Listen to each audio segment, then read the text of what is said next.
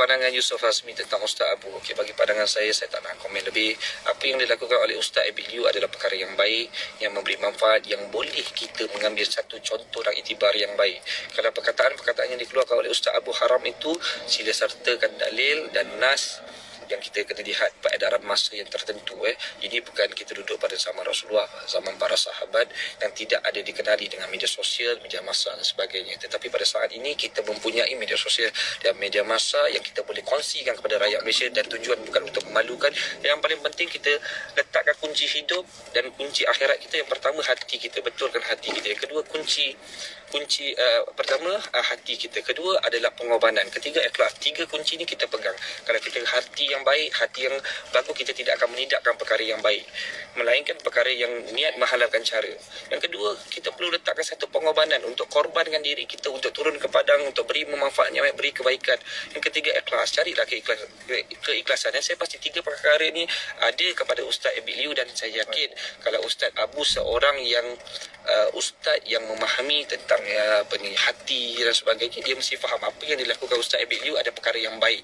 Jadi betulkan hati. Jadi insya-Allah kita dah sampai ke tempat ni. Boleh jap bang, lama diam di mana, sibuk ke? Saya ada, alhamdulillah, cuma saya banyak urusan di kilang kecil saya untuk urusan sektor makanan dan sebagainya, yang apa yang kita boleh buat, dan insya-Allah. Jadi apa-apa pun saya nasihatkan Ustaz Abu, carilah kedamaian, carilah kebaikan, jangan cari permusuhan. Tak ada perkara yang mendatangkan manfaat sekiranya kita mencari kesalahan ataupun mencari. Kalau ada kelemahan yang dilakukan oleh Ustaz Abil Yu, tegur dalam keadaan menghubungi beliau. Saya yakin beliau mudah berhubung, dan sahabat saya itu seorang yang mudah untuk berhubung. Boleh kita menghubunginya bila-bila masa. Jadi Ustaz Abil Yu adalah orang yang boleh menerima nasihat.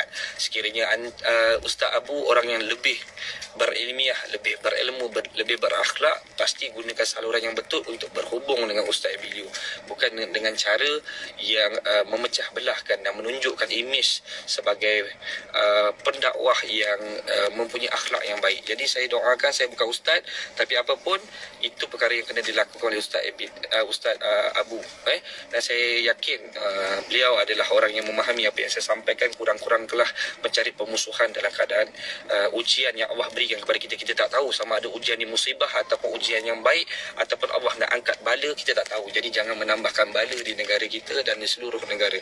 Jadi mudah-mudahan kita jangan